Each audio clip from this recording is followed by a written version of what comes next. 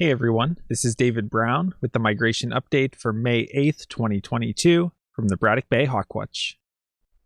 It was a beautiful spring morning up here in Rochester. You can see some flowers on the trees and the grass is getting greener and growing taller. Overall, it was moderately warm, but the winds were out of the northeast. They started off fairly light and then picked up to moderate in the middle of the day. So not a very good wind direction, but we still had a decent flight. Around 10 a.m., the raptor started flying, and in that first period, we had some small groups of broad-winged hawks, some turkey vultures, and quite a few bald eagles, such as this immature. The one benefit of the grass growing taller is that the bobolinks like to go down in the grass in front of the platform.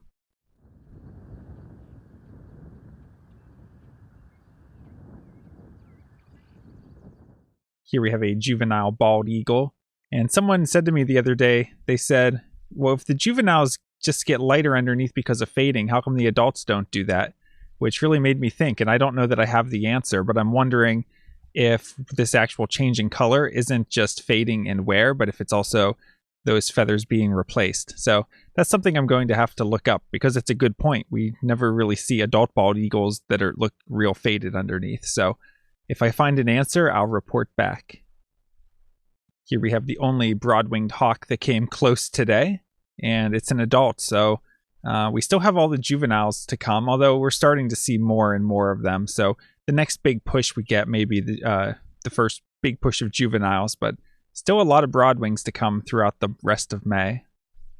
Here we have a sharp-shinned hawk, and normally when the winds are out of the northeast, I would move to Frisbee Hill, but today the flight of things like turkey vultures got pushed inland, and there was a big flight of sharp-shinned hawks right along the lake shore and occasionally overhead. So I tried to split the difference and stay at the platform to be able to get the count on both sides. Here we have another juvenile sharp-shinned hawk. So you can just see the thick vertical streaking on the breast and the real squared-off tail. Here we have an osprey, maybe just one of the local ones going to grab a fish off the lake or one of the ponds. Here's another juvenile sharp-shinned hawk, and again, same field marks, kind of a thicker looking vertical streaking on the breast than we see on the Cooper's hawks, and a really squared off tail tip because all of the tail feathers are about the same length. Here we have one of the local cobra chickens, aka Canada goose. And this light morph rough-legged hawk was a nice surprise towards the end of the day. Here we have an immature bald eagle that's not quite an adult yet, but getting pretty close. And here we have a juvenile Cooper's hawk. So you can see here the streaking on the breast is more of this brown teardrop streaking. And it's more heavy on the upper breast, not really anything down here on the belly. And we can also see on the tail that the outer tail feathers are shorter than the central tail feathers. And larger head, just longer wings.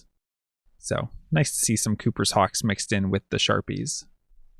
And here we have a juvenile red-tailed hawk. So all red tails have the dark patagial bars and the belly band. It's a juvenile, so no dark trailing edge to the wing and no red tail. Taking a look at eBird, today I had 52 species. And taking a look at hawk count for our migrant raptor totals, today we had 140 turkey vultures, 2 osprey, 42 bald eagles, 5 northern harriers, 186 sharp-shinned hawks, 2 Cooper's hawks, 23 broad-winged hawks, 9 red-tailed hawks, 1 rough-legged hawk, and 6 American kestrels, for a total of 416 migrants.